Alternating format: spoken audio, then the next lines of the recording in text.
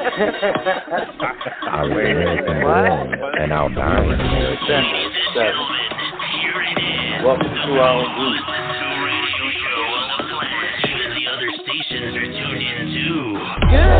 Welcome to Defenders 7. Defenders 7 has so much knowledge, and this ought to show it right here.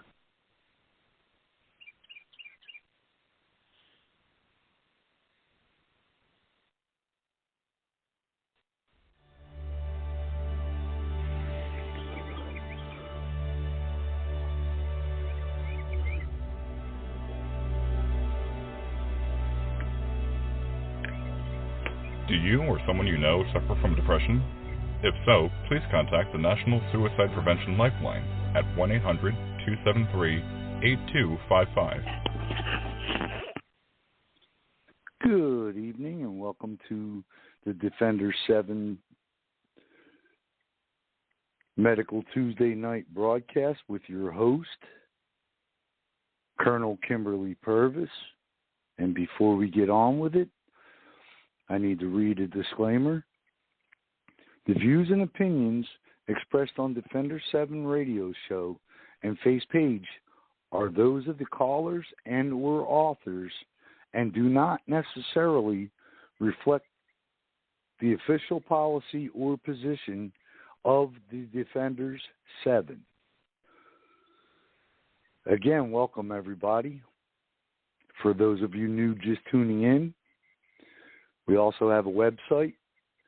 Type in all lowercase letters, www.defenders, Roman numeral V as in Victor, with 2 small i's.com. On our website, you'll find that we have a store and a donate button. 100% proceeds from the sales from our store and any donations go back to our communities 100% throughout all 50 states in a time of need.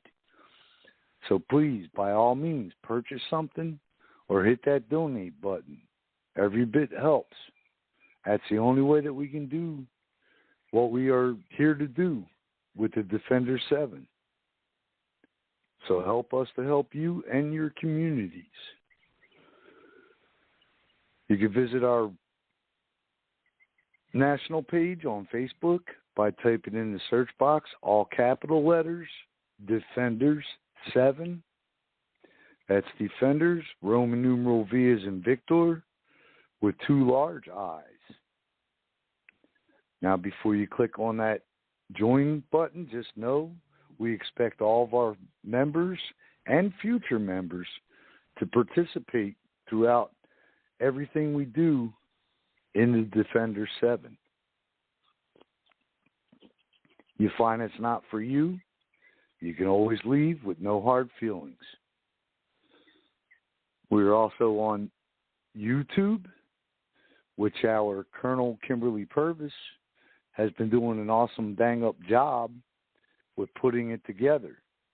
Please go there and hit subscribe. We're also on MeWe. If you click on organizations and scroll down to Defenders 7, Humanitarian American Patriot Group. Now for tonight and all the shows we do here on Blog Talk Radio, number to call. We love it when you call in with your input just to say hello or just to listen. But please, by all means, also click on that like button. It helps generate money for the group. And that number to call, area code 914-205-5773. Again, number to call to participate, area code 914-205-5773.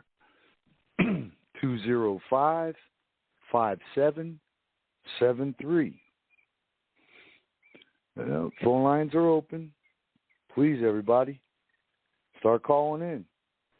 I'd like to welcome and turn over the microphone to your host, our Colonel Kimberly PURVIS. Hello. How are you? How are you, dear? I'm hanging in there. Oh, not too bad. I tried to make a list of things that have to be done today because, you know, I have like zero motivation. I got most of it done. Most of it. But it's hard. I don't know. I just hate not having any motivation. Of course, I did go off all on medication except my blood pressure medicine. Oh, excuse me. So I know it's an adjustment. I'm just tired of taking it. I'm done with all of the crap that they give you.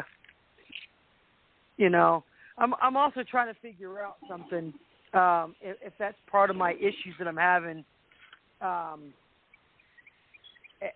with gaining weight, the way I feel and stuff. You know, right. I'm like, no, I'm done. I mean, it's hard. It is an adjustment. I'm telling you.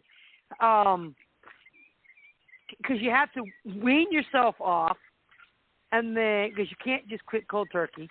I don't recommend it to anybody to do that, but this is a personal choice that I'm making. You know, I've got to take the blood pressure medicine. Though I can't stop that. So, but we'll see. And I've finally been able to start eating almost normal. I swear. If anyone has celiac and you get gastritis, just pray it's short, because this was only been a little over a week. Last time was 2 weeks long that I was sick. So, but other than that, everything's going all hunky dory. So good. Yeah. And my dogs are still aggravating the piss out of me.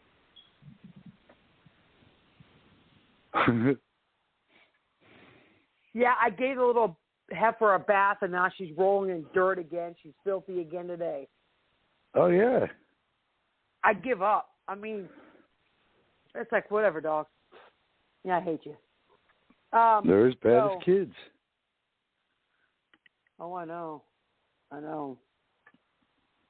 So,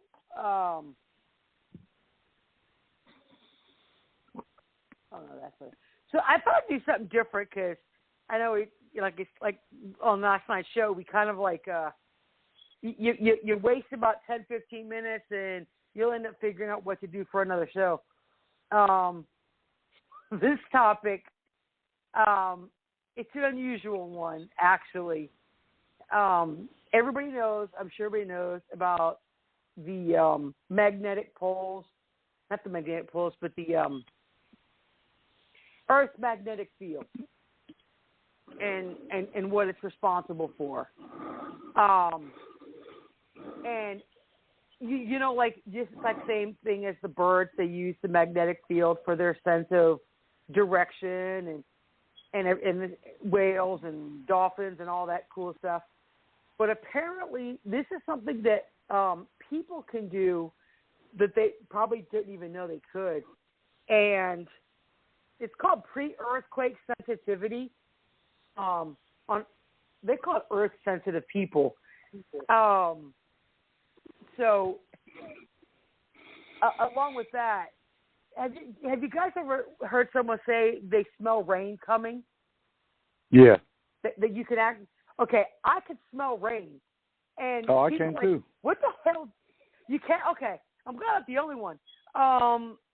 Even if you drive by a lake, a large body of water, can you smell the lake, the water from the lake? Yep. Okay. Yeah, well, like smelling the ocean, that's totally different. Everybody can do that because, you know. Same thing. It could be sunny out, but I feel that I can feel when a storm is going to be coming in. Yeah, I mean, well, see, now is that because of arthritis or just because of something that you can? And I'm guessing it's because of the arthritis and the, my lower back. Oh, yeah. That's where and Grandma could tell you, because Grandma could tell you the same thing, too. She's better than a weatherman. Right. But, yeah, you can. Now, I mean, aside from the fact that if you look at your radar, you look at the clouds outside, but it's different because you can sometimes, I mean, a lot of times I can, you can actually smell rain before it happens. The same thing, you know, it's like you're not a human barometer, but I guess that's what you'd call it. But apparently, people have the same effect with earthquakes and other things as well. So, no, we're not crazy people. And the reason why I thought about going over this and looking it up, what was it, a couple days ago? I was up till 4 o'clock in the morning, and I was laying in bed, and I felt my bed just shake. So, but I was just laying nothing in the bed, what was in there. And it got me up, and it was at 1:59 a.m. I don't know what made me think about it. I guess because I thought we had a minor earthquake that we normally do in our unusual area, but we didn't have one. It was 100 miles away that actually had the earthquake at 1:59 a.m., the same exact time that I woke up. And so I said, well, maybe that's because a lot of times I'll feel that. And my son Patty's like, no, I didn't feel anything. And I could sit on the couch. I've never thought about looking it up, but I might have to start doing that. Just write it down or something, and I'll look it up later on. But or I've also chalked it up to the house being haunted. But I prefer being earth sensitive. So, but I swear my dogs are something sensitive. Jeez. So sensitives will often have an uncomfortable symptoms associated with earthquakes, strong winds, volcanic eruptions, avalanches, hurricanes, tsunami. This even goes to violence, suicide bombers, and even global political unrest. I don't know how that is, but hey, we're just going to cover the weather. Well, earthquake's not weather, but so in trying to figure out what sensitives are feeling and how their symptoms are triggered, medical doctors notice that some people seem to be sensitive around an MRI machine.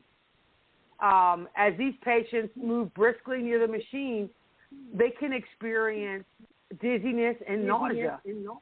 So that's why they're saying, wouldn't it make sense that the Earth occurrences may be magnetically related? I just don't like MRIs because I'm claustrophobic myself. But also, look at just take, for example, if you suffer from a lot of migraines, nausea, dizziness, out of the ordinary for no reason. I mean, I'm not saying you guys are, anybody is. I'm just saying, think about it. Also, look at it this way. If your inner ear is off balance, you will be dizzy, and you could have nausea, and all of that. So it's kind of like the same thing. If there's something off kilter, your body may feel it.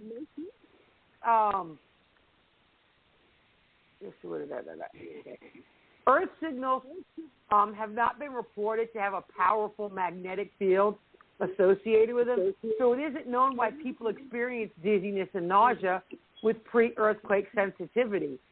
Scientists now feel that symptoms are associated with atom changes.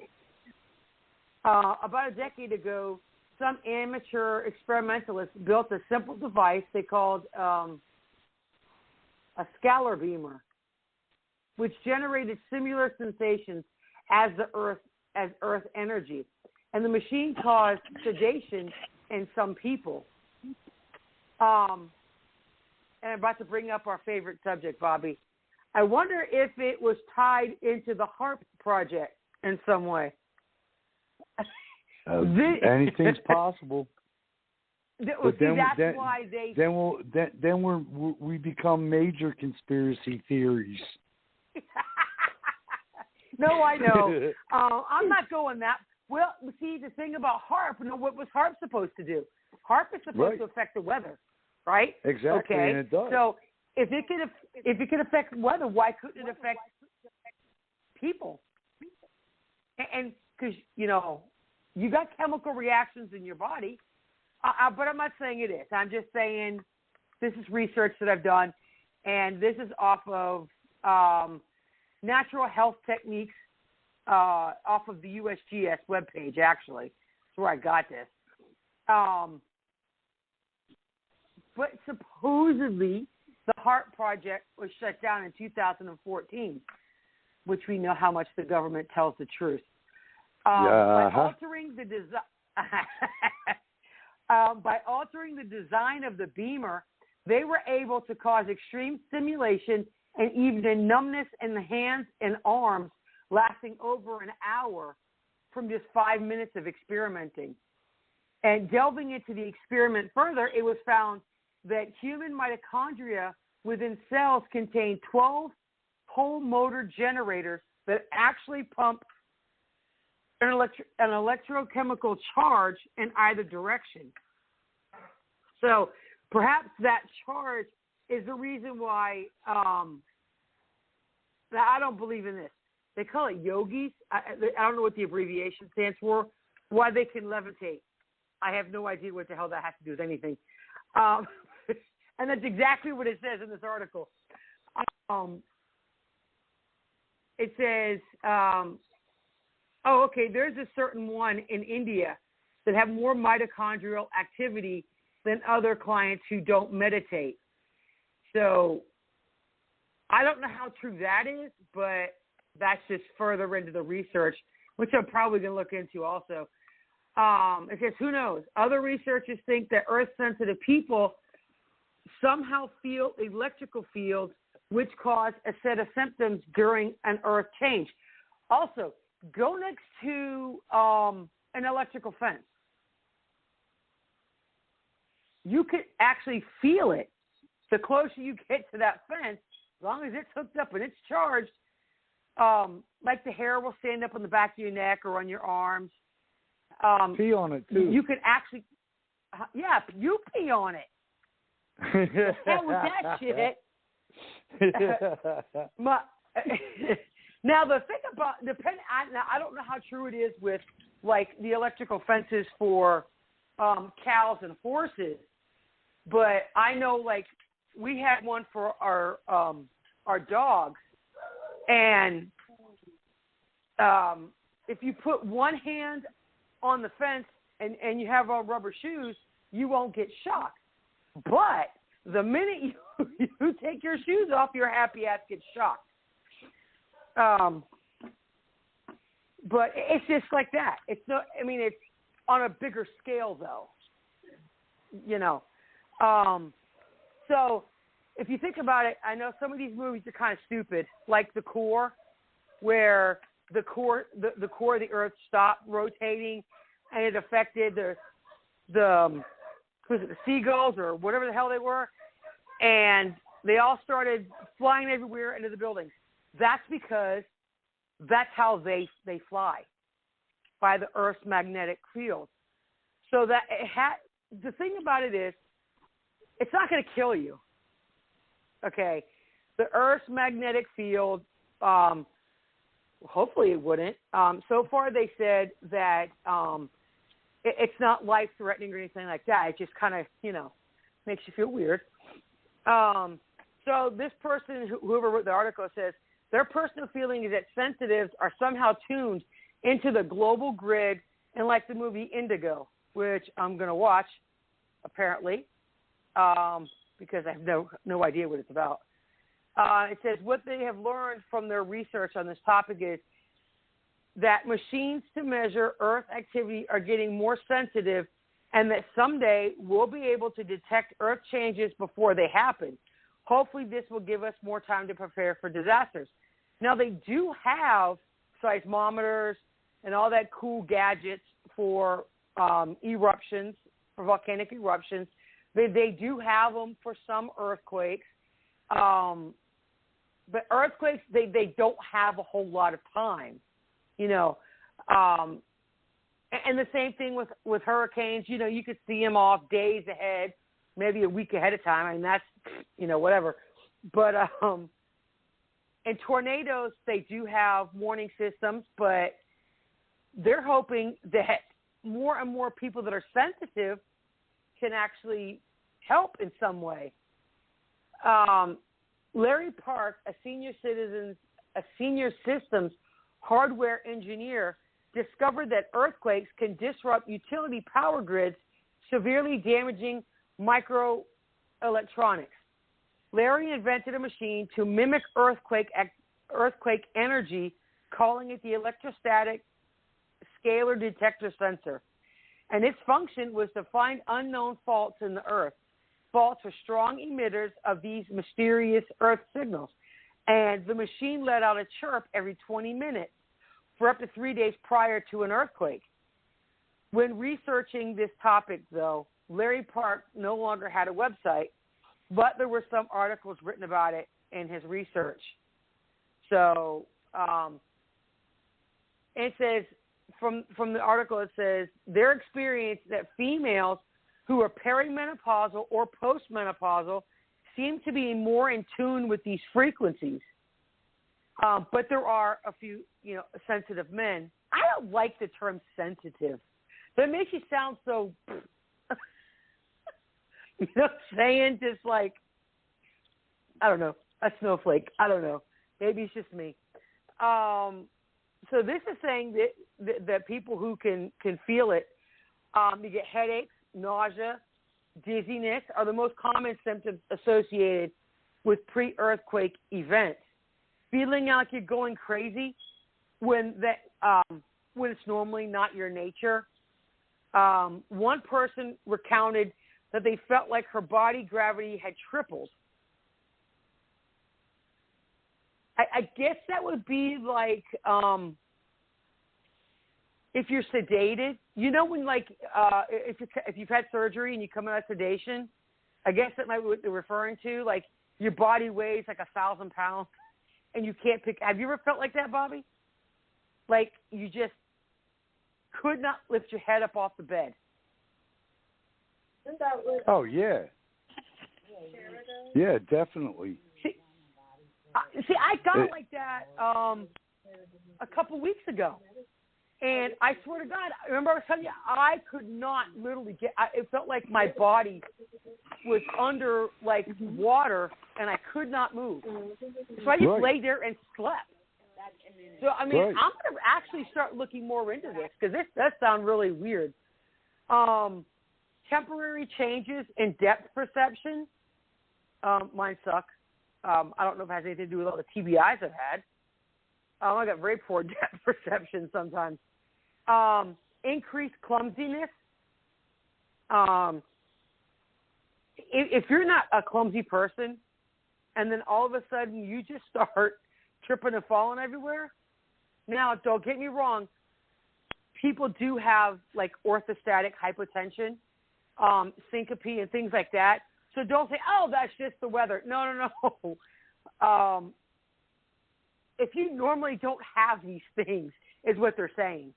So by all means, if you have any issues with your health, go see your doctor. And if they rule out everything, then there could very well be, you could be an earth-sensitive person, what they're talking about. It says increased drug abuse in an attempt to dull the feelings of stress and anxiety around those events. Increased emotions of neediness, obsessiveness, anxiety, or crabbiness. Wow. Low rumbling or idle diesel engine sounds in the ears. That's actually been reported by a few people living around Taos, New Mexico, and they call it the Taos hum. and these signals have not been found to be true sounds, nor are they radio waves. Well, that's pretty weird. Migraines, like I've had this. I've had CAT scans, EEGs, audiograms, and nothing. The only thing when they did my MRIs and stuff, they did find that I've had TBI, but everything else I have is normal. They just don't understand why I've got so many migraines. Mood swings of all types and durations. Now, I don't know about you or anybody else. When I get dizzy and nauseous, I do get moody sometimes because I just don't like the way it makes me feel. So that could be something else what they're talking about. Feelings like you're going to explode 24 to 36 hours prior to a very strong earthquake, where many people will be harmed with that earthquake. I do also want to add to this. I don't know if anybody knows about empaths and all that. And you're in tune with people's emotions. A lot of this sounds the same thing as what an empath goes through. That you could sense somebody's, and if you don't know how to, I don't want to say tune it out, but deal with it, you can go crazy. And it makes you feel like you're losing your mind. Richter scale events greater than 6.0 or earthquakes that are strong enough to cause injury generate roller or jerky wave sensations. These symptoms happen to some people who can feel the earthquake's rolling precursory waves as sensations and can determine from which direction they are coming.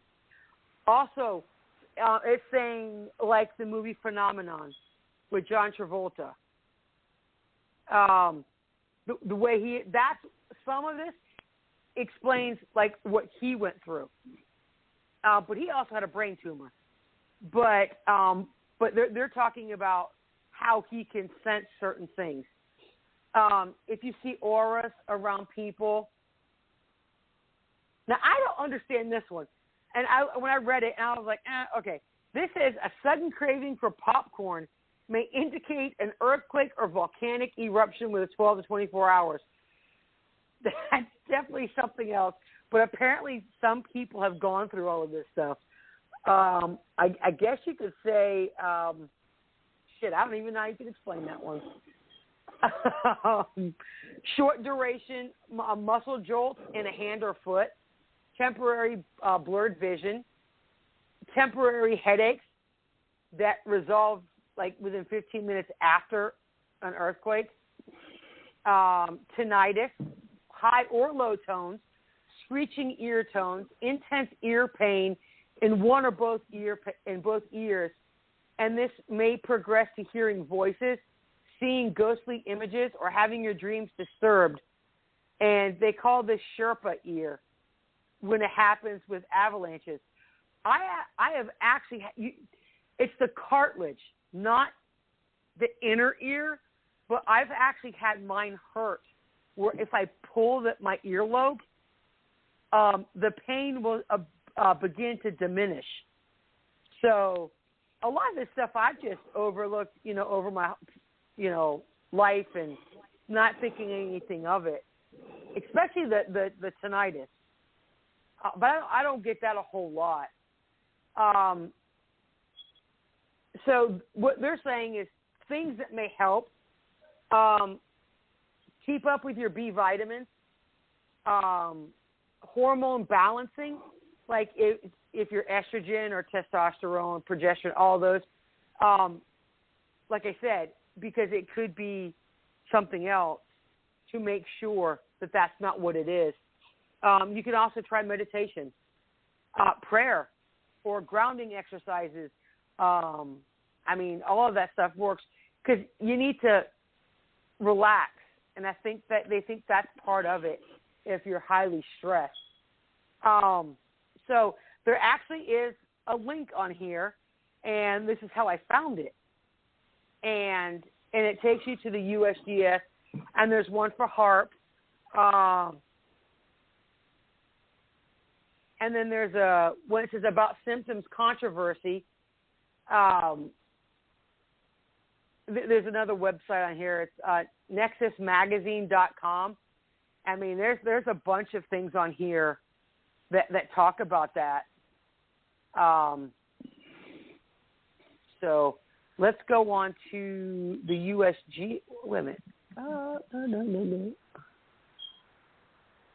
Oh, I hate these articles. They start sending me all this crap. I can't read the articles. Okay. So on Smart News, it's from the Smithsonian. Remember, don't, if you can avoid it, don't go to Wikipedia if you want to look anything up. You could use it as a starting point. There's a lot of things on Wikipedia that information can be changed. So I've been told. I don't know how to do it, but hey. So apparently it says some people's brains can sense Earth's magnetic field, but no, it doesn't mean we have reception or superpowers. It just means your body is sensitive to any change on any level. Also, I guess you could compare this to flying. When you're flying and the change in altitude, a lot of that is what they're also speaking about, how not everybody's affected by it. Your ears pop and all that cool stuff. Same thing. Not everybody's affected by it. Okay, I got to make this larger because I can't read this little tiny ant writing. If I can make my... there we go. Damn it. Made it too big. I'm half blind, sorry. So there's a pretty long catalog of animals that appear to possess magnetoreception or the ability to detect Earth's magnetic fields. Pigeons, dogs, trout, okay, bees, turtles, and salamanders. But researchers have never been able to determine if humans have this hidden superpower as well. Despite decades of attempts, a provocative new study published in the journal eNeuro suggests our brains may indeed detect magnetic fields, at least in some people, though it's not possible. It's not possible to say if it affects human behavior in any way or your health, like serious health problems. So it says, yeah, we're not cousins of Magneto, by the way. They're not talking about like that. That's a little far-fetched. So currently scientists are still trying to figure out how magnetoreception works in animals. Eric Hand at Science reports that most of what we know about magnetic sense comes from behavioral studies of animals, which change the way they orient themselves or navigate if the magnetic field is manipulated. Dogs will orient themselves along the north-south axis of Earth's magnetic field. Oh, that is true. I thought that was a lie. So when they poop, apparently, they will align themselves with the north-south axis. I thought that was a joke, actually, in another movie. Also, if you notice, cows, when a storm comes, they will automatically turn and face the opposite direction. They will not face the direction of which a storm comes. So it hits them in the butt first. That I did know. There are currently two major hypotheses. One involves cryptochromes, specialized proteins in the retina that somehow communicate magnetic information to the brain. The other hypothesis is that microscopic particles of the mineral magnetite sit in the certain receptor. Magnetite sit in certain receptor cells in the ear or behind the nose and work as a biological compass. George Dvorsky at Gizmodo reports that lead researcher of the new study, I hate these guys' names. Where in the world they get them from? Joseph Kershevink, a geophysicist from Caltech, who has been investigating magnetic fields and Bobby, I'm going to give you all the hard words to pronounce.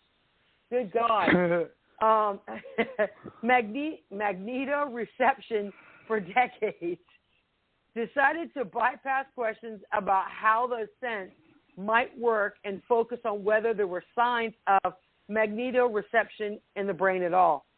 So they're still trying to figure it all out. But hey, so their approach was to focus on brainwave activity alone. Kershevink tells Dvorsky, if the brain is not responding to the magnetic field, then there is no way that the magnetic field can influence someone's behavior. The brain must first perceive something in order to act on it. There is no such thing as ESP. I'm not sure about that one. A lot of people believe in ESP. But I think a lot of that is people know how to read other people. And I don't think it has anything to do, you know what I'm saying? Like they say a lot of Geminis. Well, that's what I am. You pretty much know how to read people if they're bullshitting you, and you know you can kind of weed through but a lot of it has to do with mannerisms and things. So I'm not saying ESP is fake or real. You know, that's like they say, I suffer from PMS and ESP, a bitch that knows everything. But do more research. If you're interested in it, I suggest do research on it. Don't just believe that because one person says it doesn't exist, that doesn't mean that it doesn't. They just don't believe in it. So to study brainwaves, the team constructed an elaborate chamber designed to block out all outside magnetic activity, electrical impulses, and sound. Electrical coils inside the chamber produced a magnetic field that could be manipulated by researchers. Okay. For the experiment, the team studied 34 individuals who wore a special device that monitored their brainwaves. The subjects each sat in a total darkness for an hour as researchers rotated the artificial magnetic field around them, looking for signs that the brain detected movements. Excuse me. The experimenters recorded dips in the amplitude of alpha brainwaves in a third of the participants. And the dips were most pronounced with a 25% change in amplitude when the magnetic field in front of the subject was pointed north and swung from the northeast to the northwest in a counterclockwise motion. People did not seem to respond to the magnetic fields pointed to the south. So weeks later, 4 participants were retested with the same results. So apparently, yeah, people can. But don't forget, when you have an EEG done, you have the little, you know, it looks like you got a little space helmet on with all the wires. I've had that. It sucks. That's how they test for people's brainwaves. Also, if they're in a coma, they want to test your brain activity. So there's just so much about the human body and the brain that it's ongoing. And we just don't know everything that the human body can understand. So Dvorsky reports that typically alpha brainwaves are usually produced by neurons when they aren't processing any sensory information. The brainwaves tend to decrease when some sort of stimulus is introduced. So the drop in alpha waves is an indication that the brain may be processing some sort of information from the magnetic field. Magnetoreception expert Peter Hoare, poor guy, from the University of Oxford, who studies navigation in birds. He tells Maria Temming at Science News, the results seem plausible, but they need replication, including a similar experiment in the Southern Hemisphere before they'll be completely convinced. It's kind of intriguing to think that we have a sense of which we're not consciously aware. He was not involved in the study, but extraordinary claims need extraordinary proof.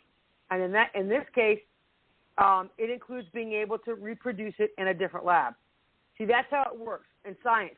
You've got your, kind of like with vaccines, which you've already learned anyway from our history of vaccines, that you've got to have your control group, and then you have to have the other group. Same thing with any type of scientific experiment. You can't go willy-nilly and say, okay, I took 34 people and 25% of them did this, so yeah, it's real. No, you got to repeat it to see if you get the same result. Now, they would have to do it again on the same group and then repeat it again in a different group of people. So that's just the way science works. But not everyone thinks that the alpha waves indicate any sort of undetected sense. If I were to stick my head in a microwave and switch it on, I would see effects on my brainwaves. Well, I don't know if anyone would do that or if you even can do that. That doesn't mean we have a microwave sense. And not to mention you can't turn a microwave on anyway with the door open. Margaret Ahmad, a biologist at the Sorbonne University in France, tells Cervic that magnetic fields are known to affect human and mammalian cells in a dish. Okay. I'm not surprised there is an effect. Who was not involved? Ahmad was not involved in the original study. There's something in a cell that is different in the presence of a magnetic field. We see this effect in human embryonic kidney cells. You're not going to convince me that an effect in brain cells is any greater or lesser significant. So this person's like dead set. Because of the studies they've done. Kirschvink, for one, does think the data is the first sign of magnetoreception. Aristotle described the 5 basic senses as vision, hearing, taste, smell, and touch.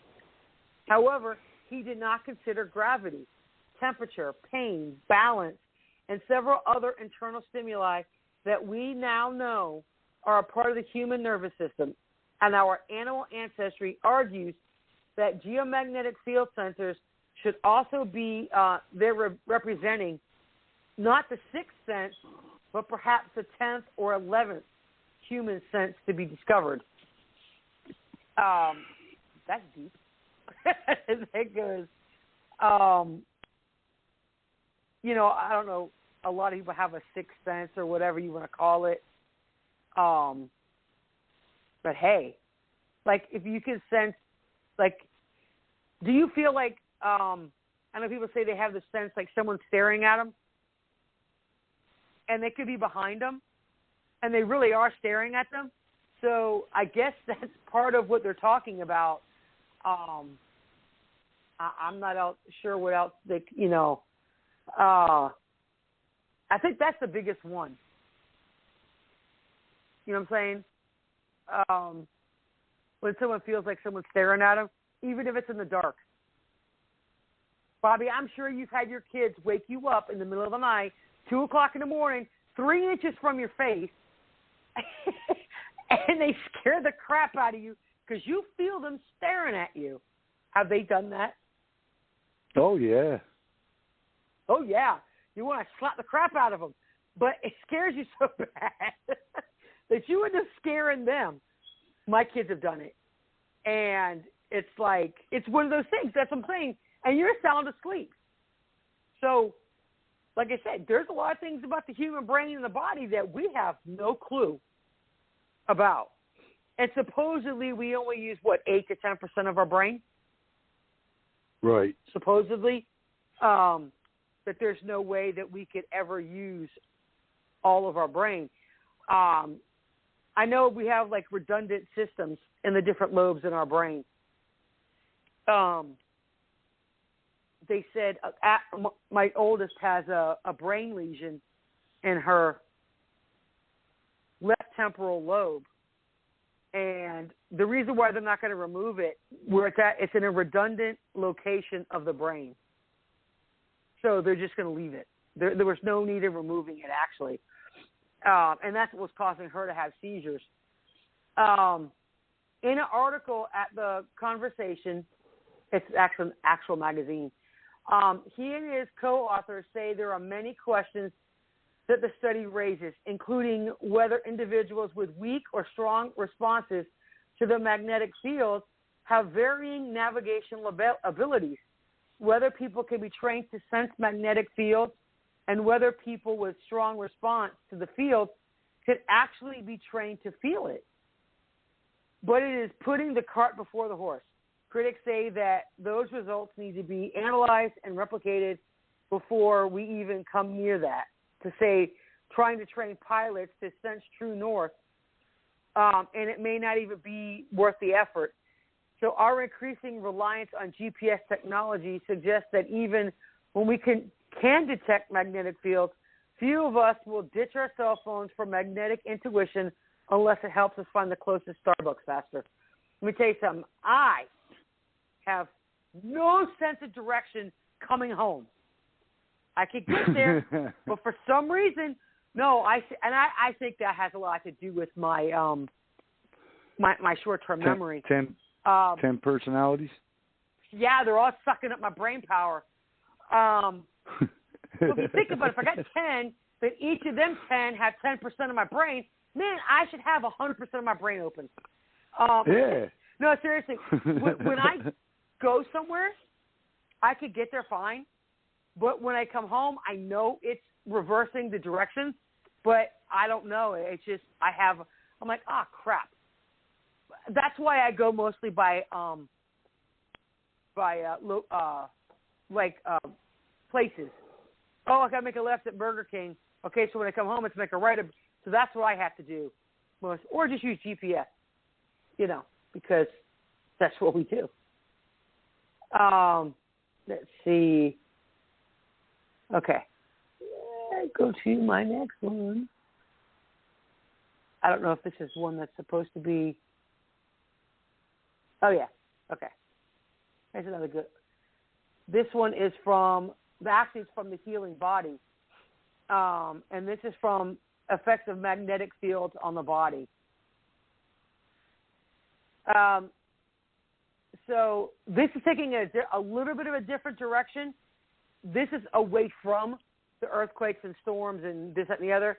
This is from like your everyday devices: televisions, computers, cell phones, alarm clocks, motors, office equipment, electrical wiring, microwave ovens and electric blankets, power lines, radio and cell phone towers, fluorescent lights, smart meters, and Wi-Fi. Now, the thing about fluorescent lights, it is true, if you are an epileptic or prone to seizures, prolonged use around fluorescent lights can actually trigger a seizure. My daughter, my oldest, the one who have the seizures, she cannot be in fluorescent lighting for more than 3 hours at a time, or she will have a seizure. The same thing with computer use for her. A lot of people like that. Whatever that's the magnetic field that's from in a laptop, that's why it causes eye strain. You could get headaches. Yet again, that goes right back into the study what they were talking about. Now, I don't know if everybody can hear this. You ever go by power lines? Can you hear the hum of the electricity in the power line? I can. Not all the time. Yeah. But I can hear it. Drives me nuts. Can everybody hear it? I don't know. Can you? Yeah. Kind of makes you feel like something's buzzing in your ear sometimes. And I'll sit there scratching my ear, and I'm like, oh, okay. Trying to think of some of the other. The same thing with, I don't know how much is true or not, with the cell phones. As far as causing cancer, if you're on your phone, like talking on it for hours upon hours, the same thing with, and I say this, the 5G towers. I don't believe, no, they're not going to turn you into a zombie. They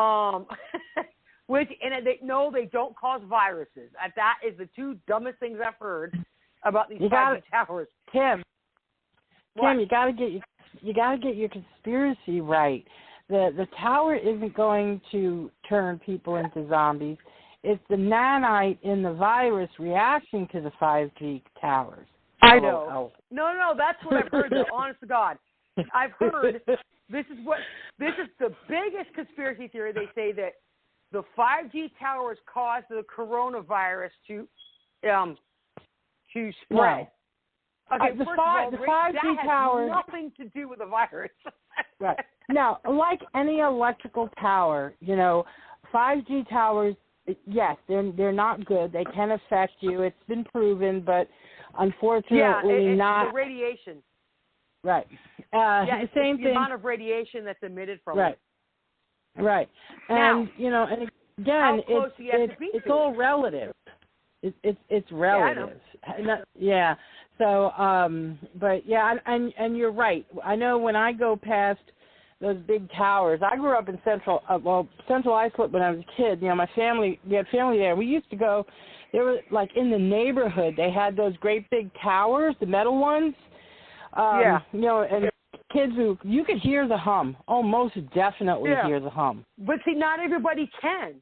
That's what I'm talking about. That's why I was like, I wonder if all of this is tied together. But it is, apparently. It's all. Now, is it a bad thing? No. It just means that your body is sensitive to a magnetic field that's around. You have your own. I mean, your heart runs. You have your Purkinje fibers and all that cool stuff that makes the heart pump, it beat, and all that. And some people can hear at a higher pitch than others. They've actually done tests on that. Even with dog whistles, there are actually some people that can hear a dog whistle. Supposedly they're supposed to be at a frequency outside of the human ear. Now, even though I've lost about 25% of my hearing in my left ear, I could still hear certain sounds, and I'm like, shh. And people are like, what? You didn't hear that? And I could actually hear a siren friggin' miles away, and they're like, how the hell did you know? I don't know. I just heard it. So, but I can't hear the person sitting next to me talk to me. And you'll notice with me, and just because I say, what'd you say, doesn't mean I actually didn't hear you. This is something that I've done for a long time. I don't know why I do it. It's like, I know what you said. I just want you to repeat it to make sure I knew what I heard. So it does get aggravating a lot. And people think you're stupid, but no, it's just I've lost a lot of my hearing in my left ear.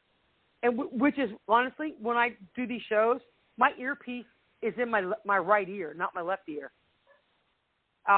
because it's too muffled.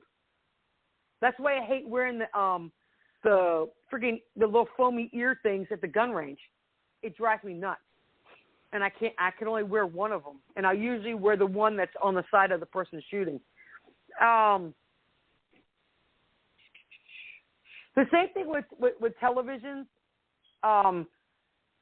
Like, one, you shouldn't watch TV in the dark because it strains your eyes. But I don't think there's really much to do with, like, I'm trying to think of, there's no real hum from your TV or anything like that. I do know one thing. Don't ever put a magnet up to your TV, because you will jack up that magnet or your television. Yes, my brother did that while I was babysitting to the person's TV, and I had to take the magnet. You know all the colors?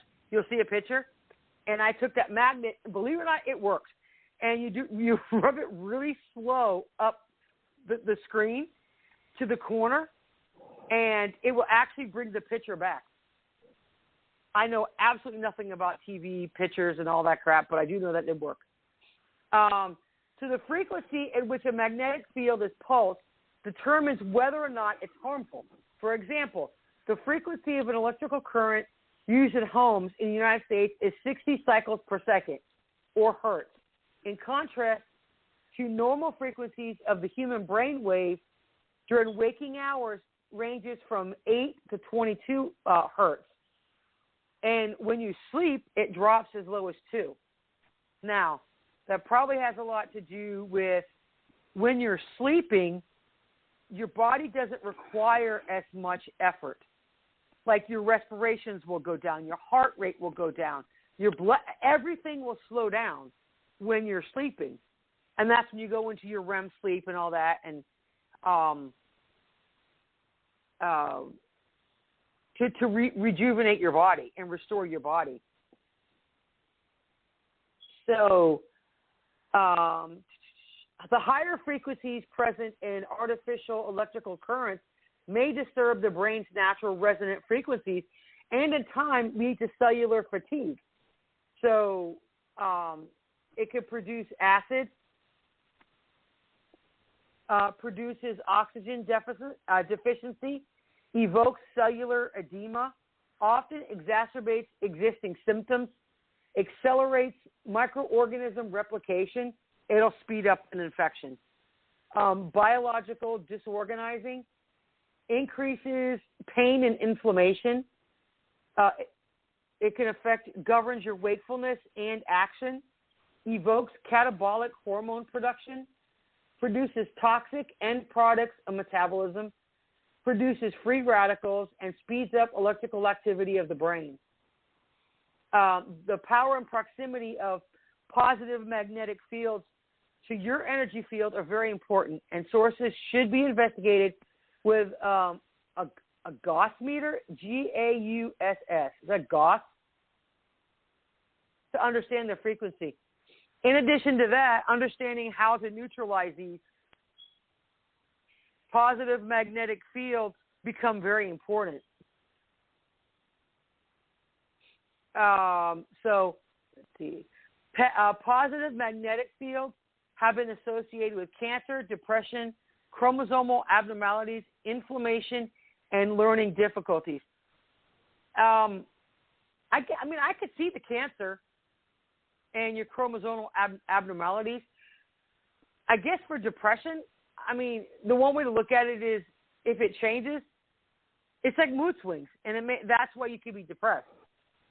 Not to mention you can have chemical imbalances, and that's enough to put anybody in depression anyway. But this is a really cool website, and if you want to, I can copy the link and send it to Telegram. I know you don't get on Facebook. So, and if anybody wants this, I can, I'll save the links and I'll post them to to the group page and stuff. So negative magnetic fields and their effects. Examples of negative magnetic fields that one may experience on a day-to-day basis include soil, rock, and salt. Body, if you're near the ocean, a lake, a river, plants. And the physiological effects of negative magnetic fields include normalizes pH, oxygenates your body, resolved cellular edema, usually will reduce your symptoms, inhibits microorganism replication, biologically normalizing, reduce pain and inflammation, governs rest and sleep, clears metabolically produced toxins out of the body, and eliminates free radicals. So I guess that's why they're talking about your positive magnetic field is what causes it, and then the negative gets rid of it. So let's see. And it also slows down the electrical activity of the brain. So in order to experience the most benefits of negative magnetic fields, one should not put their bare skin in direct contact with grass, soil, or bodies of water. well, how the hell? I mean, if you're in the ocean, it's kind of hard not to put your body in contact with water.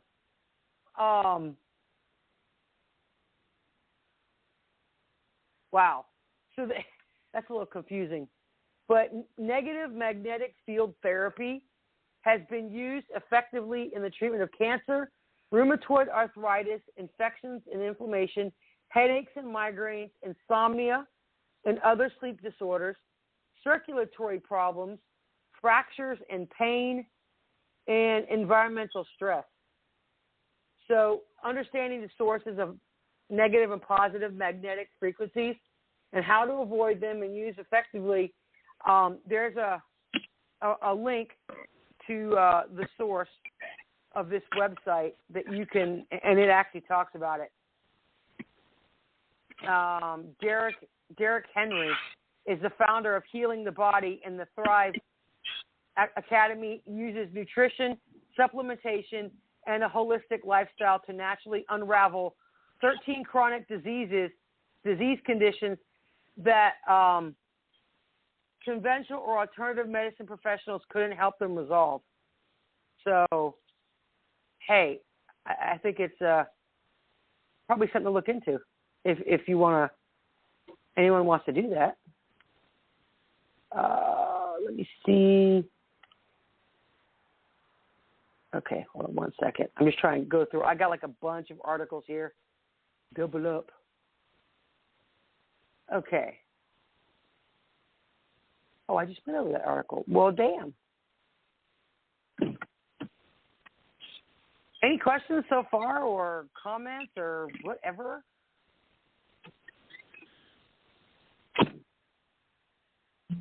I'm just listening. I'm in pain right now.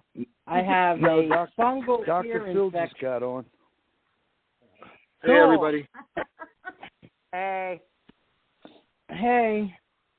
So unless you can tell me how to get, I mean, I got an antifungal thing, and it worked this morning. It got rid of the pain and the itching. I put it on tonight, though, and it's not doing much good, so I'm doing hot compresses.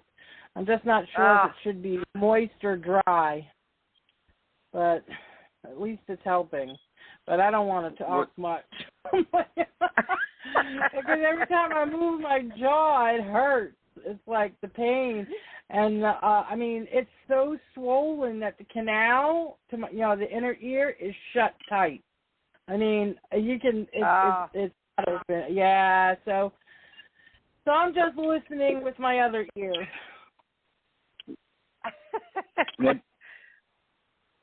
What happened? What happened to her? I have Maria? I have a fungal infection in my ear.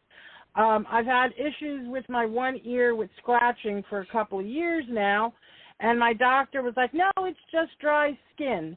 Well, yesterday, all of a sudden, I just had excruciating pain.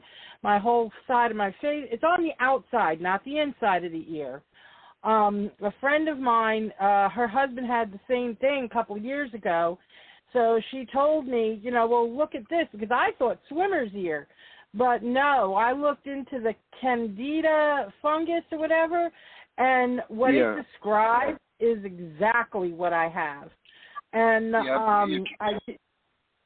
I did get she recommended getting clotrimazole or something like that. Yeah. Yeah. Yes, ma'am. And I put it on, I followed the instructions, and I had immediate relief. And even this evening, it did help, just not as much as this morning. So I did order something, a homeopathic treatment that her husband did, and she said it went away and it hasn't been back. And that was a few years ago. So she's, been doing this for years. The homeopathic. I mean, she's not just somebody. I mean, I've known her for a long time, and she does this stuff. So it's not the first time she's recommended stuff to our family that's turned out to be spot on. So so I'm just waiting for my order to arrive. Look up otitis externa. Yes. From from aspergillosis. Yes. I did look up. That's what I looked up. Yes. That's what I thought I had. But then she said something else. Oh, what the hell did she say? Otitis media would be fungus, not swimmer's ear. Yeah. The fungus. But look up aspergillosis because that's more common cause of a fungal infection in the external ear canal. Than the candida. But I mean, not to say that it doesn't happen, but I would look up aspergillosis, and if I were you, I would stick some hydrogen. I'd stick some hydrogen peroxide in your ear. Yes, that was one of the home remedies it recommended. Yes, I did. I looked up. They did say that one was more common, but it said the same basic treatment, an antifungal thing would be better. The hydrogen peroxide I did try, but it didn't really stop the itching or the pain. Right. But you probably need a short course of diflucan, which is an antifungal, and maybe a little bit of an in-ear steroid such as Ciprodex Otic or something like that to reduce the pain and the inflammation. But that I've dealt with people with fungal ear infection. Now, are you immune compromised? Oh, okay. No, all right. No, I'm fine. That's why I said she recommended a homeopathic one, a natural treatment. It's called. Hang on, what the hell is it called? Hang on a minute, I can tell. Mm-hmm. I can tell you what it's called. But at any rate, so I ordered this stuff and it should be here soon. It's like you do vials 1 through 10 and then 10 through 1 and I forget what the heck it was called. I'm looking for it, but I don't want to take up time. Well, did you have a culture of the Nope, and I'm not going back to I asked the doctor 2 times to look at my ear, and both times she told me it was just dry skin. So I'm not going. No, that's okay. If this doesn't work, if I still have issues in a week or whatever, or it gets worse, then I will go to urgent care. I don't want to go deaf. But right now,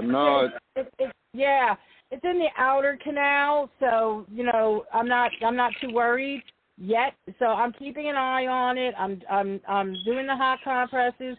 Like I said, I guess speaking of fungi, it bloomed, for want of a better word. I mean, I've had it for 2 years, and I've never had this before. I thought I had eczema in my ear. Well, I'll make a recommendation for you, but don't quote me on this, and this is not what medically I would do. But if you think it's candida, then just get some monostat, the cream from the monostat, and put it on a Q-tip and put it in your ear. Have you ever used the monostat cream before? Yeah, because that's what we use for the candidal infections, external to the vagina. That's why she had recommended the clotrimazole. It's very popular for athletes' feet. Yeah. Okay. All right. Clotrimazole is good for athletes' feet. Clotrimazole. There you go. Clotrimazole. Yeah. But that's good for the athlete's feet. That would be better. Well, I'm saying monostat would be better for candida because athlete's feet is more like a trichophyton type of fungus. So it's just more fungal specific if you believe it's candida. But like I said, the most common external ear infection with fungus is going to be aspergillosis. Yeah, that's what I read too, that it was more common, but I thought it said it was the same treatment. It's an antifungal, but it's more systemic with just a little external, because especially if you're having pain and inflammation going on at the same time. Right. I use, with most ear infections, you can use the external treatments, but then if there's, pain and inflammation going on, that's more systemic. Then I'd rather treat you from the inside and from the outside. So I would treat you both ways. But do whatever works, whatever helps and makes you feel better. Sometimes the Benadryl even can help with the steroid you think might help? Well, sometimes the steroid makes the fungus grow more because it's kind of like an immune suppressive. Oh, yeah, no then. Yeah, so sometimes steroids can make fungal infections worse, but if you're treating with an antifungal such as diflucan, then maybe you can use a little bit of external steroid just for the pain and inflammation, but you don't want that to be the mainstay of your treatment. So what you're doing with an antifungal cream is fine. Yeah, the pain ain't that bad.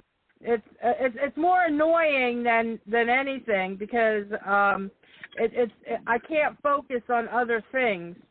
And Tylenol and ibuprofen don't work. Well, no, it's not going to work because you got a growth going on. The other thing is you're guessing, and the best thing to do would be get an ear culture and have them analyze it at the lab for yeast and like I said, my next step, if it doesn't improve in the next day or two, I am going to go to urgent care. I'm just not going back to my doctor. She had her opportunity a couple of times. So, yeah, I'm not. I wish you the best of luck. I hope that helped you a little bit. Thank you. I'll go back to listening. I'm starting to hurt talking.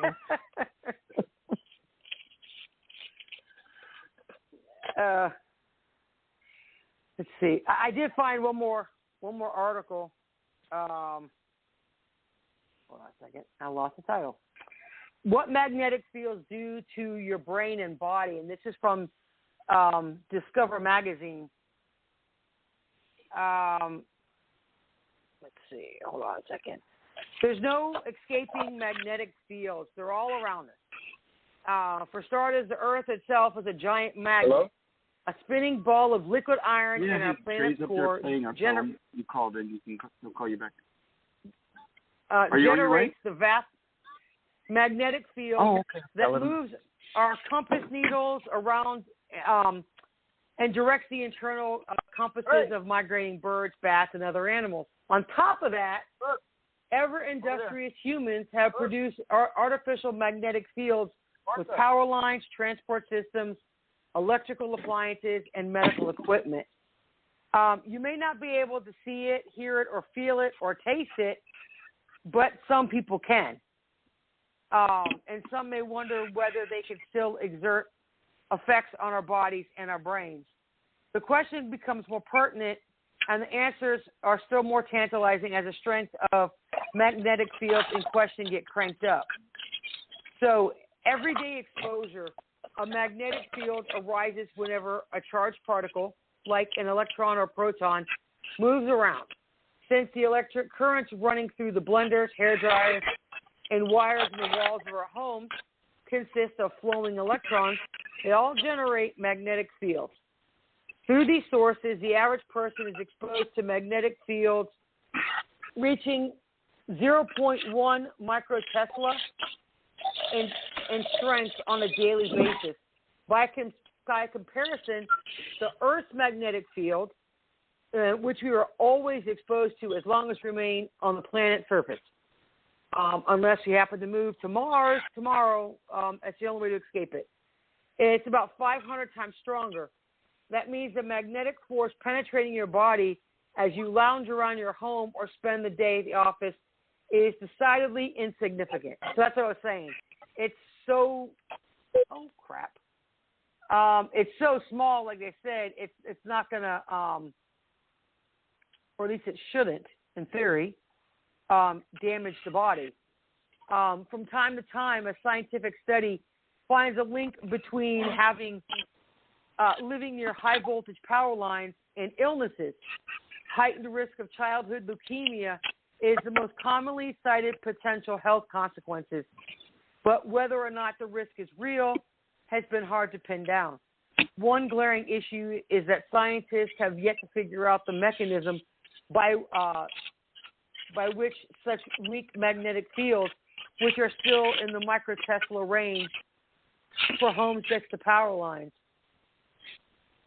could adversely affect the human body. See, now I never knew if, like they're saying, like living next to a lot of power lines or the massive ones, if that's really going to affect your body. I don't know. It'll affect your compass and some of your other stuff, your other electronic stuff. In 2010, the International Commission on Non-Ionizing Radiation Protection concluded that the evidence that living near power lines increases the risk of the deadly blood cancer is too weak to form the basis for exposure guidelines. So it's because Dr. Fauci supported that research. Which one?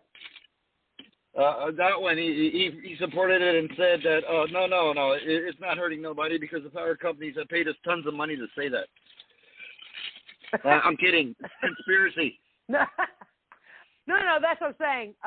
No, I don't know if you've listened to the whole show so far. How some people, they call them earth sensitive, how they can sense some things, like some people can smell water. They can smell rain before it rains. Not everybody can hear like the buzzing of the power lines. Not everybody can. And how it affects your body, or I know people get headaches when they go underneath them. Underneath what, the power lines? When they're on high power lines, they get headaches. Yeah, and that's what they were saying. Migraines, nausea, dizziness, and things like that. That I never noticed. Mm-hmm. I just live near. We just have normal power lines, so I take it they're talking about the inner city, where it's big inner cities. That kind of power lines, or did you see the movie Aaron Brockovich? No, I heard of. I saw part of it, but no. Yeah. It's similar. I think it's similar. It has a similar theme about a lot of illnesses from people being around high-powered lines in California, based on a true story, and a lot of people were getting cancers and leukemias as a result of it, and the California Power and Light got sued for it, and so they ended up having to insulate their lines a lot better. Oh, okay. That's kind of like people in New Hampshire. They call it the Granite State because that whole state is nothing but granite rock. And a lot of people started getting cancer. And they were thinking, I don't know how far the study got, was because of the granite. But yeah, there was there was tons and tons of people getting cancer left and right. My ex-husband's family, 5 people got cancer within a few years. And not one type of cancer had anything to do with the other. And they're continuing. More and more of this family just keeps getting cancer. So I don't know if it's along the lines of genetic or just, like being a smoker, getting lung cancer. Well, of course, that's not genetic. So, but yeah, I don't know how granite really does affect people getting cancer or not. So they're saying, what's the threshold? Meanwhile, a team of scientists at the Utilities Threshold Initiative Consortium, UTIC, has been busy working to figure out the threshold at which a human body shows a physiological response to a magnetic field. And according to Alexander Legros, a medical biophysicist at the Lawson Health Research Institute and Western University in London, and he's also a scientist, the smallest magnetic field that has reliably been shown to trigger a response in humans is around 10,000 to 20,000 microtesla. Now, what exactly is a microtesla? And a full... I have to look that up because it's going to... Hold on a second. All right. Oh. So microtesla metrology, an SI unit of magnetic flux density equal to 6. Well, that didn't really explain anything. So a Tesla is a derived unit of the magnetic B field strength and the international system of units. 1 Tesla is equal to 1 Weber per square meter. The unit was announced during the General Conference on Weights and Measures in 1960, and it was named after none other than Nikola Tesla. Upon the proposal of the Slovenian electrical engineer in France. Okay, so anyhow, but crucially, to produce the effect, the field cannot be static magnetic field. Rather, it must change directions over time. So when these strong direction-shifting magnetic fields get directed at a human, small electrical currents begin to pulse through the body. Above that threshold, the currents can stimulate supersensitive cells in the retina, known as graded potential neurons, giving the illusion of a white light flickering even when the affected person is in darkness.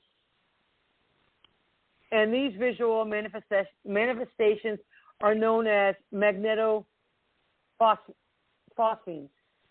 Now, when my ex-sister-in-law, she was close to having a detached retina.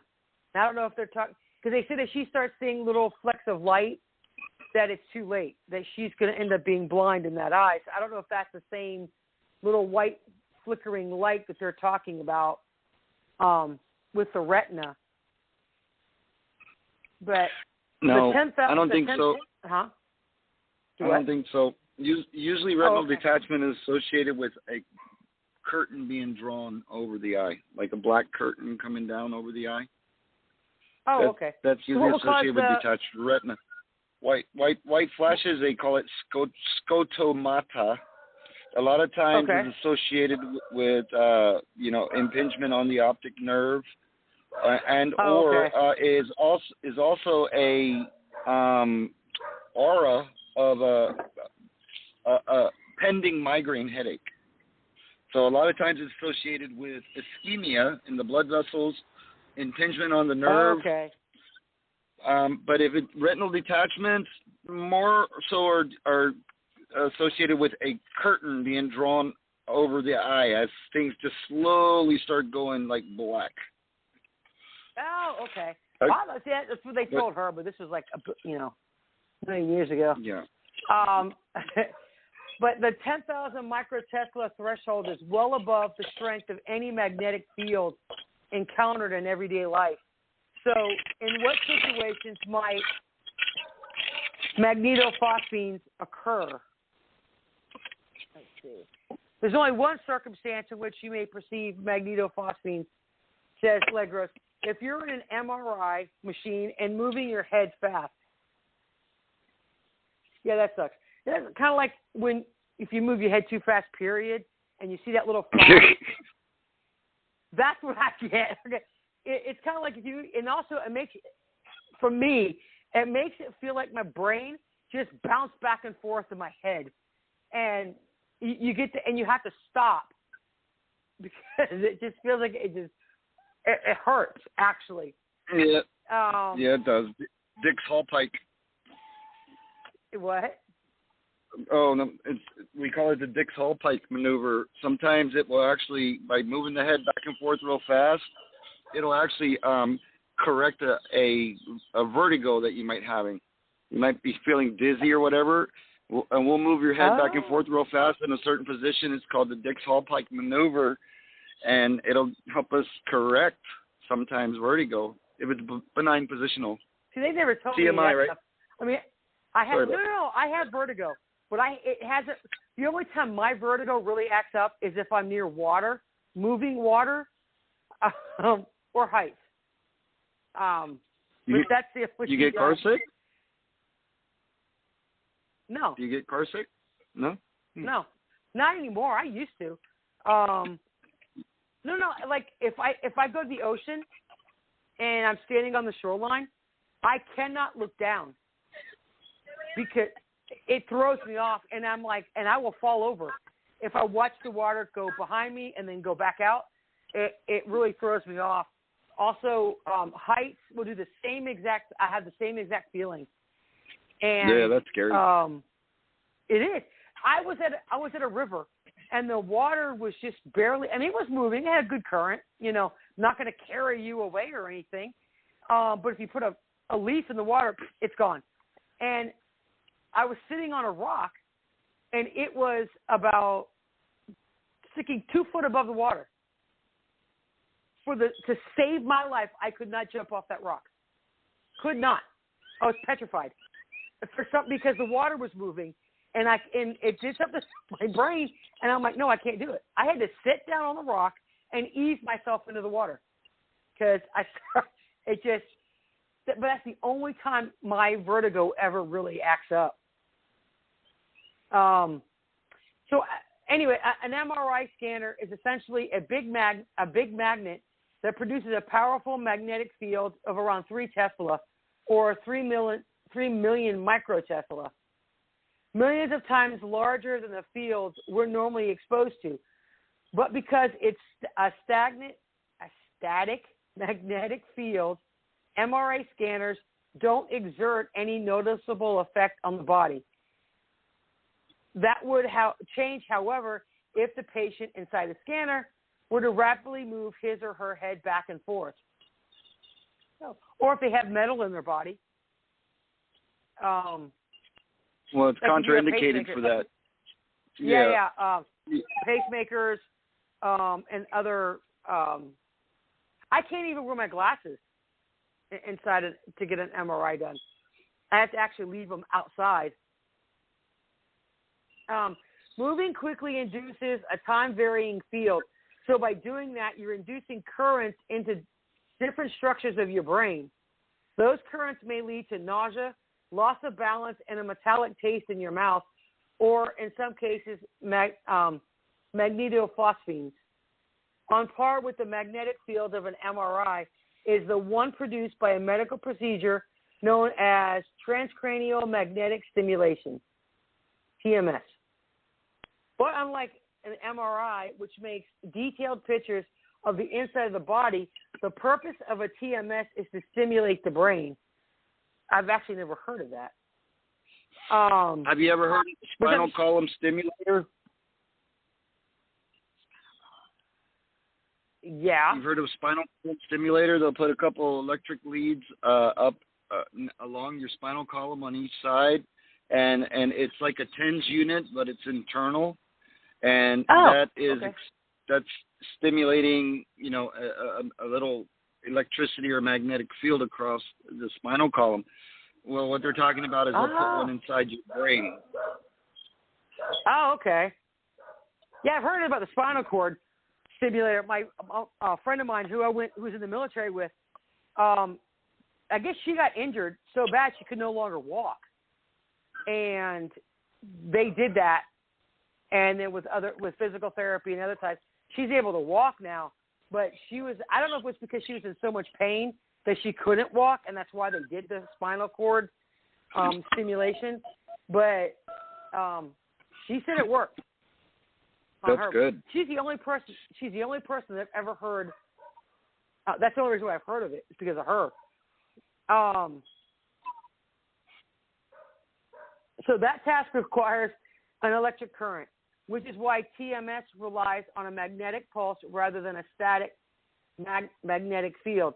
When this pulse is delivered via an electromagnetic coil placed against the scalp, the resulting current jolts a particular part of the brain with the aim of treating a neurological disease like depression.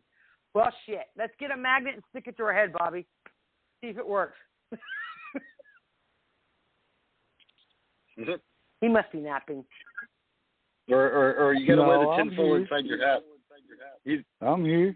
He's got the tinfoil inside his baseball cap. Oh yeah, so you don't have to take the tinfoil cap off. Yeah, us tinfoil cap wearers. Well, I didn't know that. It could treat depression. That's It's theoretical, ma'am.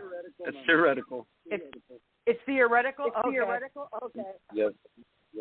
So out of this world magnetic fields, the magnetic fields associated with the MRI and TMS are the strongest that a human might realistically be exposed to.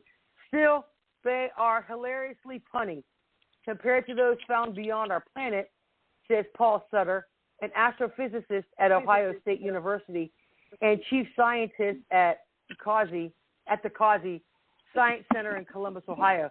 At the extreme lies the apparent aptly named magnetar. Okay, geez, I can't even read. Which is a rare type of neutron star with a magnetic field 1,000 trillion times stronger than Earth. Wow, and it looks pretty cool. They got a nice picture of it. If any human ever got close to a magnetar, they would quickly find them in dire straits. Strong magnetic fields can start to do surprising things. At the atomic level, the strong magnetic field would move all of the positive charges in your body into one direction and the negative charges the opposite direction. He explains spherical atoms would stretch out into ellipses as soon as, and then soon would start to resemble thin pencils. Sounds like spaghettification. But what happened if the world goes through a black hole? The drastic change in shape would interfere with basic chemistry, causing the normal forces and interactions between atoms and molecules in the body and break down. The first thing you would notice is your entire nervous system, which is based on electrical charges moving throughout your body, and is going to stop working. And then basically you dissolve. Well, that just sounds so painful. Glad we don't live near that star.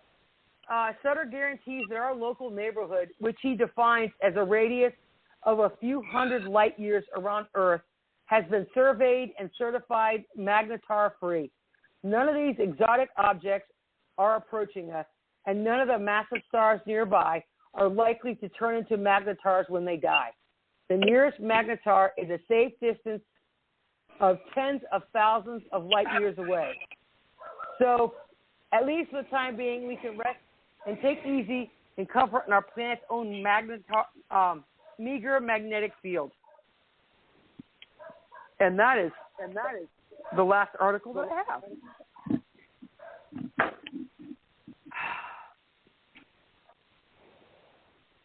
Anybody got any questions or anything else? Yeah, got a question. Sure. Okay, so the Earth has what they call magnetic lines of flux, and these magnetic lines of flux give us, our latitudes and longitudes. And I'm just wondering if it's more magnetic at the poles versus the equator. That's a good question. Well, I know right now they said they do have proof that the magnetic fields are reversing right now. The poles they've already started shifting. That's a good possibility.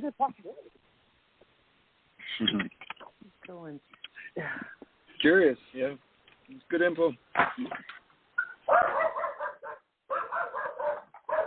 Oh, they sell special ionized suits to prevent magnetic effects on the body. You can buy special clothes for that. They have special clothes that you can buy to prevent some of the magnetic effects on the body. Oh wow, that's cool. I think the main clinical application that I have with magnetic fields in the body is most magnetic fields will affect hemoglobin that is unoxygenized. It will attract it. Once the oxygen is attached to the hemoglobin, which is the iron molecule, it will repel it. So I think strong magnetic field affects your veins to the point where you will start swelling and cause edema. And then I think we'll also, you were talking about that, I think I heard you say that was one of the side effects. And so sometimes we'll have patients that will come out of an MRI and they'll get some swelling going on, some edema going on, especially in our CHF patients and things like that, because it will, the magnetic fields attract unoxygenized hemoglobin, which is basically four iron molecules, and it will repel the oxygenized hemoglobin, which is your artery carrying blood. You know, most arteries carry your oxygenated blood away from the heart, and the unoxygenated comes back to the heart through the veins. So it affects your veins a lot more than it affects your arteries, but by pushing it away and repelling it can also cause compression on your arteries too. So, but the cool thing about the MRI, the magnetic field is not that strong. It just only affects certain people. Yeah, and that's where I wanted to go. I said, well, I had no real topic to go over tonight, so and then I happened to look it up. It was 2:00 in the morning. I was supposed to tell Bobby. I looked it up 2:00 in the morning.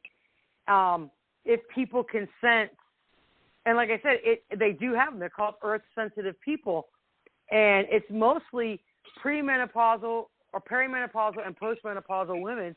But there are men that actually can do the same thing, and they can feel earthquakes before they happen or during, and not even be in the same area.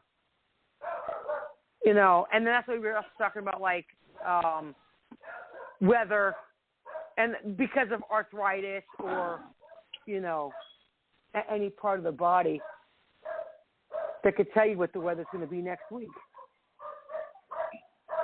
Hey, did you ever have a show on, this is kind of a weird and off topic, but on internal spontaneous combustion? Does that really exist? Oh, internal spontaneous combustion? Oh my God. My dogs are driving my... Okay, is spontaneous... Yeah, I can spell. Yes. Combustion. Real. So apparently no. Let me see. I want to make sure because there's more. Okay. So is there such thing as spontaneous human combustion?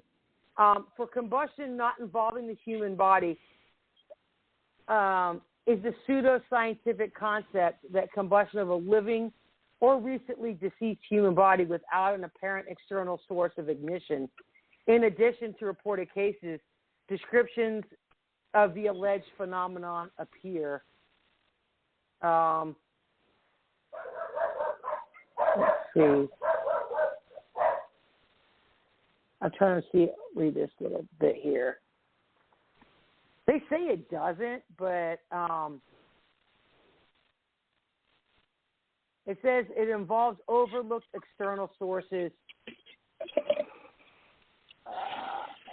So anyone who ever blows up needed a spark from external source. Yeah, it says the recorded cases have these things in common. Victims are chronic alcoholics. Usually elderly Bobby, we're in trouble. The body has not burned spontaneously, but some lighted substance has come in contact with it. The hands and feet usually fall off, and the fire is caused by very little damage to combustible things in contact with the body. And the combustion of the body has left a residue of greasy and fetid ashes. And usually it stank, like nasty. So there are some cases, but they're still trying to see if they're actual spontaneous. They're saying it's got to have something to do, like for the ignition to. I would say a person with a petrified liver from being a chronic alcoholic might do the trick.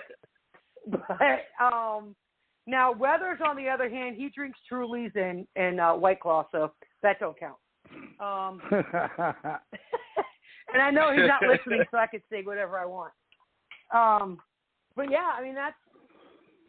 But what I don't get is why the hands and feet would fall off. Would it be because so much pressure it would make them like shoot off, like because they're just attached by hinges by your joint? I don't know. End arterial is the only thing I could think of. But yeah, it's supposedly that's still one of those arguments that people. Also, if the person's already deceased, don't you have, or I don't know if everyone does, a buildup of gases in the body? That's why they drain the blood. I mean, or is that just another scientific bullshit thing? No. Well, if they don't embalm them, yeah, they'll feel full of gases. They'll even explode. But okay, because of the gases, but it's usually the abdominal cavity. Their abdominal cavity will fill full of gas, and then it'll explode because of the pressure inside. But it doesn't catch fire unless there's an external ignition source, I would think. Yeah, and see, I know whales will do that, but and most of the time that's methane. But methane is it is explosive, so it's usually methane buildup. But yeah, that's what was the other one? What was the question you asked about the poles? Oh, about the lines of flux. Yeah, lines of flux. I mean, is there different magnetic attraction on the body based upon your latitude or longitude? Let's see.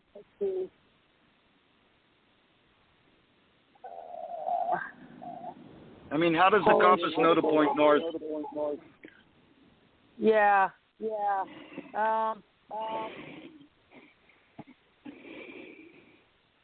Let's see, the metaphysical effects of pole. Let's see.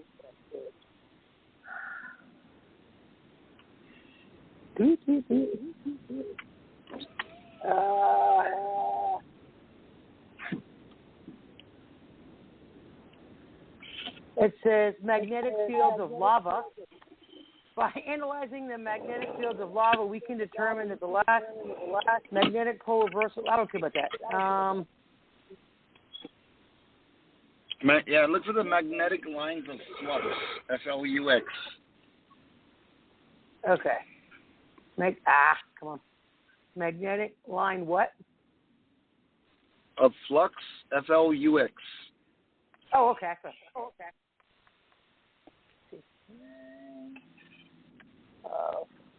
Flux. Effect. If I can computer. Okay. Scientific magnetic field lines. This is from Thought Company, a science tech site.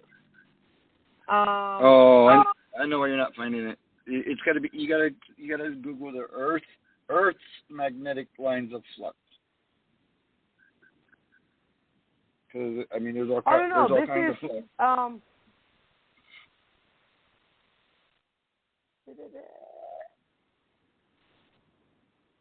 Let's talk about the magnetic field lines. Our visual representation of the invisible lines of force in the magnetic field.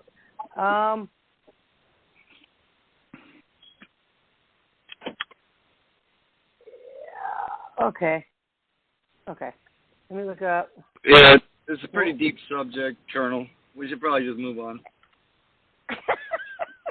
Hey, we only have 15. We only have 15 minutes left, so we could bullshit the rest of the way out of this one. So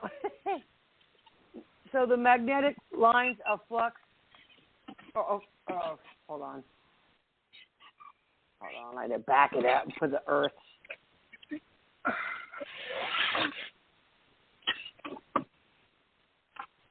Affect people. No. Doesn't affect people. Oh, cool. So I guess we can move to Alaska then, Bob. Yeah, right? Yeah, it says a magnetic field surrounds any electrical charge in motion. The magnetic field is continuous and invisible, but its strength and orientation may be represented by magnetic field lines. Ideally, magnetic field lines or magnetic flux lines show the strength and orientation of a magnetic field.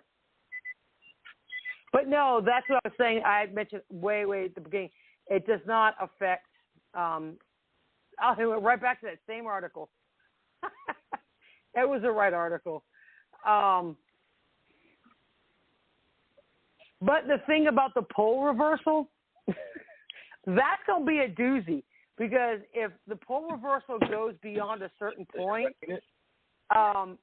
it can affect, or it will affect, volcanoes and the fault lines. And it could cause major catastrophic problems for the Earth. Yeah, when I was in the Navy, we used them to find submarines.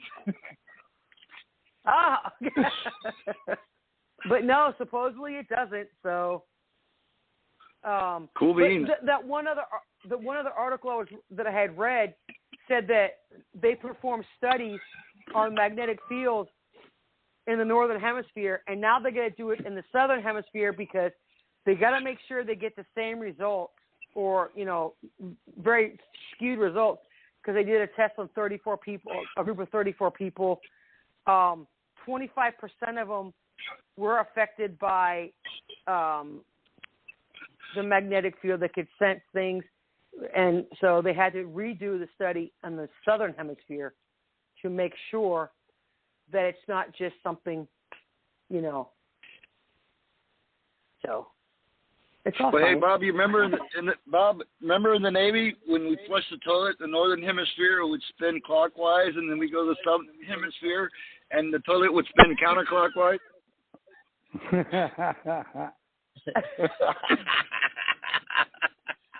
Actually, that's what they're talking about on one of those articles. It really were. That's what I had read. That one thing, and you could watch it, and it'll turn. It's like, okay. But and when you were at the equator, it just went straight down.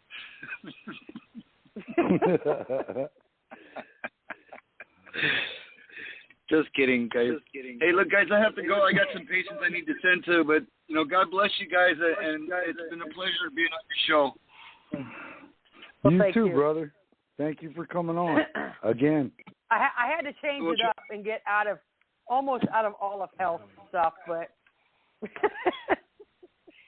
it's hard coming up with show ideas sometimes.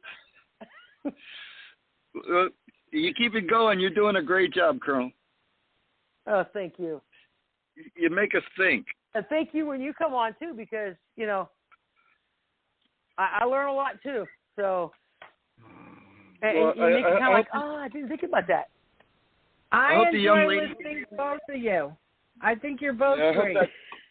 Thank you, man. I hope that ear gets better, man. If not, get a hold of me, and I'll tell you what to do. I will. It's actually, the medicine's already starting to work. It's definitely feeling better, and I got a heating pad to, I'm putting it on heat every little bit. But at any rate, again, I appreciate all the information you guys give. It's very useful. Maria? And There's always one old wives' tale thing. Pee in your ear. No. Let me tell you what the Hispanic. Possible. Let me tell you what the Hispanic folks do from Let me tell you what my patients do from South America, Maria. Is your name Maria? Yes. Yeah. What was it, Maria? That they will get a cone, like a bullhorn cone, out of cardboard or paper, and they'll put that cone in the ear. And then they'll light a fire. And they'll put that other end of that cone next to the fire, and that heat sucks everything out of the ear. That's the old wives' tale from South America. My friend does to get the wax out of our ears. That works. They say it works, but Yeah, but yes, I got some idiots who will burn themselves, so I don't recommend it because I have idiots who will burn themselves. So there's actually a little. That's not nice to say about your wife, there, brother. Yeah, it's a cone. You make a cone. You gotta keep it away from your ear far enough to where you don't get burned. And then they say you use a lighter. Well, I just had somebody else do it. I didn't do it myself. But I do. I have a friend that does that for us periodically to clean out our ears. I never thought about it for anything else. My friends would probably use a freaking blowtorch, not a lighter. So I don't recommend that to my patients.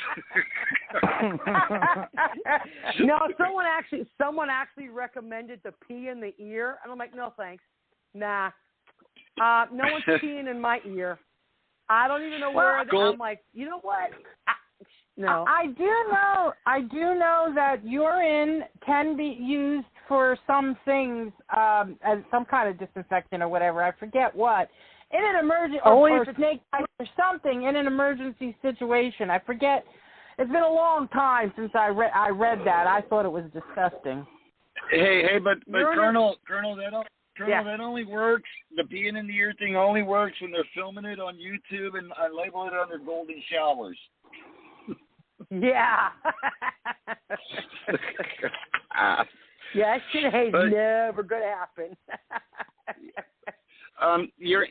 Urine works depending on the pH of the urine at the time, and you never know what it's going to be, whether it's going to be acidic or whether it's going to be alkaline. And so they're saying acidic urine can kill fungus and things like that. Alkaline urine will actually make it grow worse. So don't use urine in your ear, ma'am, please.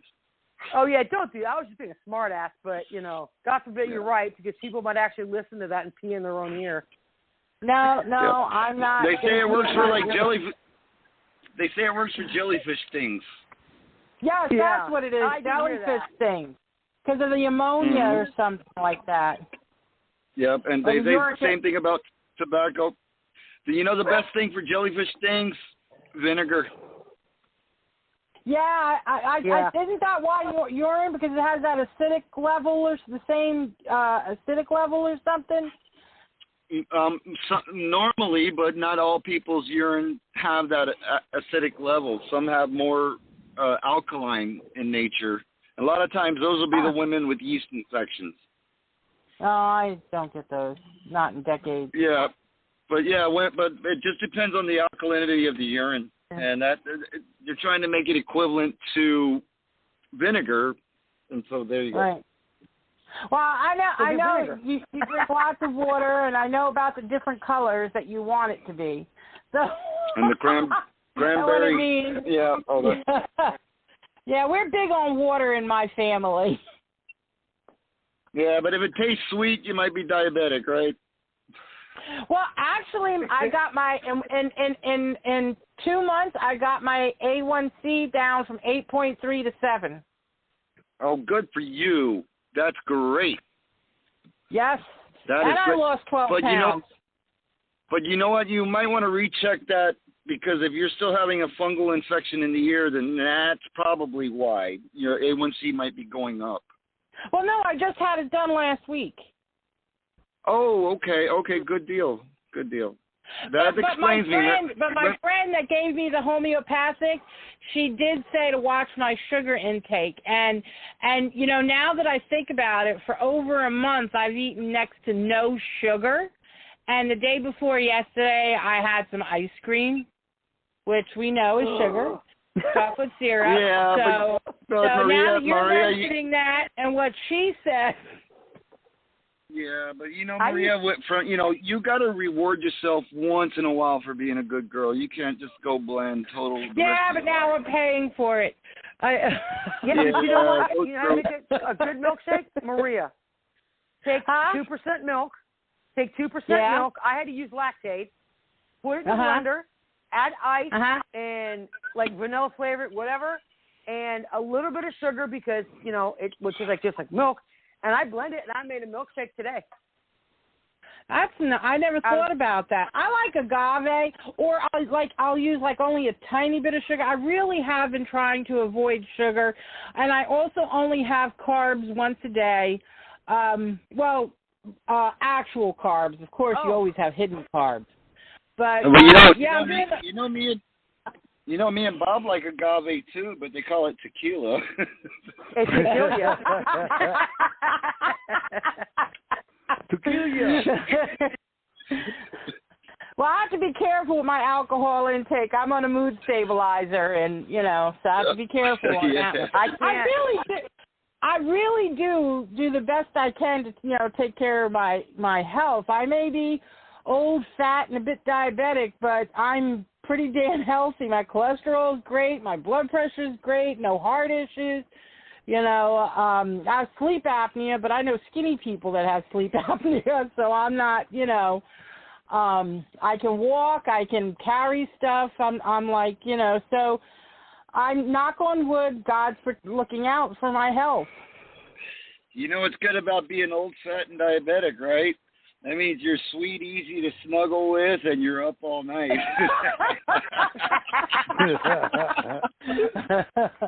I do get hit on a lot, but I prefer to snuggle with my cat. Less trouble. You're still alive. That's a good way of looking at it. Yeah, I seriously though, I really do enjoy listening to you, Kim, all the time, and I love it when you come on, Phil, because you always have such, good insight and information. I mean, considering your career, your occupation, that's not surprising, but still, it's really good to hear stuff. Some of it I may already know, a lot of it I don't. So definitely know that you're appreciated. Thank you, and I do like to blow steam you. once in a while too. So don't get me wrong. So yeah, and like I said, it's good to hear other people's opinions. So do be more vocal in the future, por favor. Well, usually I am, but right now it's painful to talk. Otherwise, trust me, I'm a talker. Kim will tell you. I know, me too. Cool, but they used to call me Chatty Cathy Doll when I was a kid. Well, good night, everybody. Thank you, guys. Sarah Bernhardt. Kim, my mom called me Sarah Bernhardt. Just one more day of Memorial Day. Just remember all those who've fallen before us, guys, and we do appreciate the sacrifice they made. So. Yes, I've been spreading that around. It really upsets me when people don't, recognize all right, we got 90 seconds what this is about. Before we're cut off. You take care. Bye, guys.